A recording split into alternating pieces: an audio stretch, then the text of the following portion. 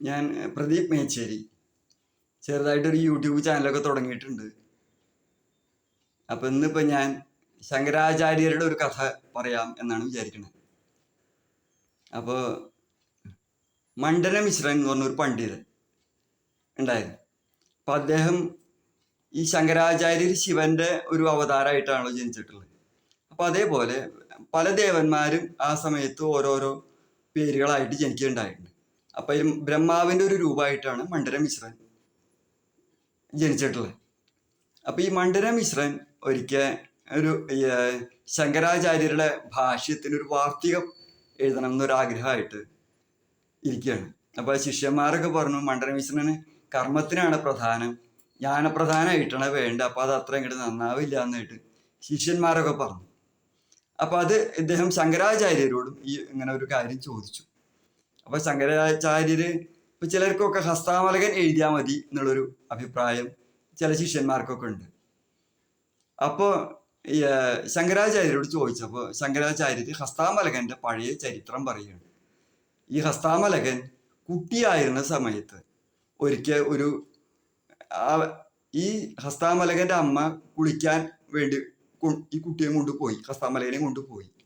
അപ്പോൾ കുളക്കരയിൽ ഒരു മഹർഷി ധ്യാനത്തിലിരിക്കുന്നുണ്ടായി.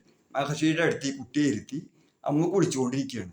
പെട്ടെന്ന് കുട്ടി കാല് തെറ്റി വീഴ മാത്രമല്ല ആ പുഴയിൽ വീണ് മരിച്ചു.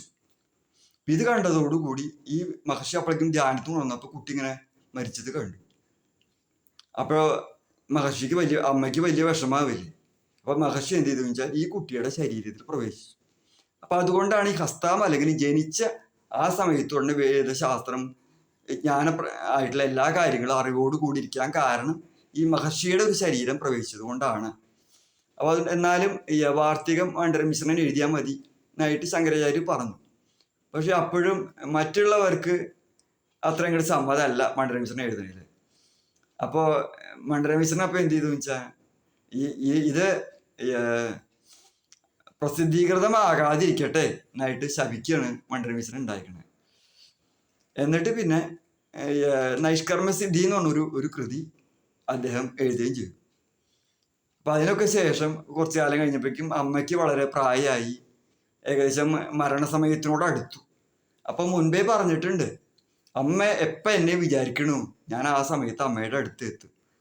അപ്പോൾ ശങ്കരാചാര്യർക്ക് തോന്നി അമ്മ എന്നെ വിളിക്കുന്നുണ്ട്.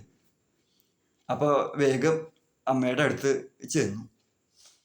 ചെന്നപ്പോൾ അമ്മയോട് ചോദിച്ചു, അമ്മയ്ക്ക് എന്താണ് ആഗ്രഹം, ഞാൻ എന്തായാലും ഞാൻ ചെയ്തു തരാൻ തയ്യാറാണ്.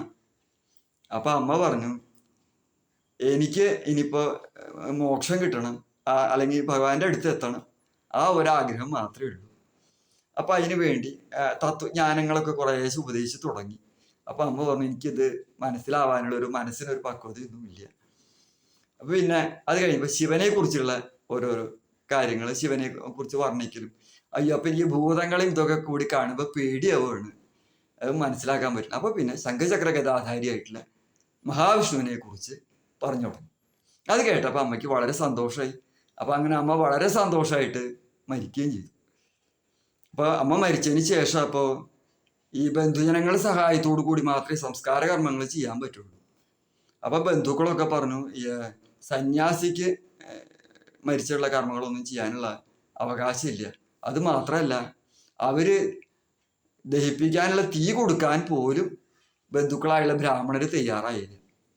അപ്പം എന്നിട്ട് ശങ്കരാചാര്യർ അമ്മയുടെ വലത്തെ കൈ അരണിയാക്കിയിട്ട് അത് കടഞ്ഞ് അതിൽ നിന്ന് തീയുണ്ടാക്കി അദ്ദേഹം സ്വയം ചെത കൂട്ടി അമ്മയെ അങ്ങനെ ദഹിപ്പിക്കുകയുണ്ടായിരിക്കണം.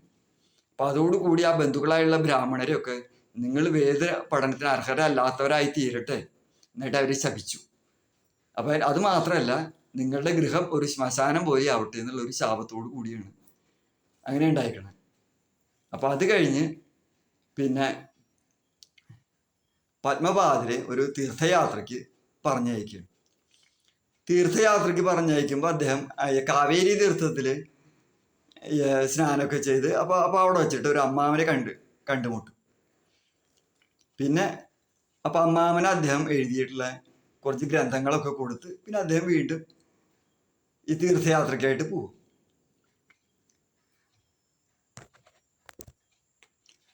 അപ്പൊ അമ്മാമൻ അത് എന്ത് ചെയ്തു വെച്ചാൽ അദ്ദേഹത്തിന്റെ ഗൃഹത്തിൽ വെച്ചായിരുന്ന സാധനം പേരെ അടക്കം അങ്ങോട്ട് കത്തിച്ചു കളഞ്ഞു, ഈ ഗ്രന്ഥം ഉണ്ടാവരുതെന്ന് വിചാരിച്ചിട്ട്.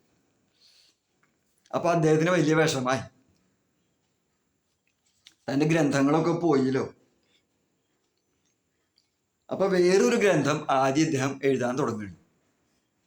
അപ്പൊ അങ്ങനെ തുടങ്ങിയപ്പോ എന്ത് ചെയ്തു വെച്ചാൽ ഇദ്ദേഹത്തിന് ഭക്ഷണത്തില് ഒരു വിഷം പോലെ, അപ്പൊ അദ്ദേഹത്തിന് ഓർമ്മ നശിക്കാനായിട്ടുള്ള ഒരു ഇത് കൊടുക്കും.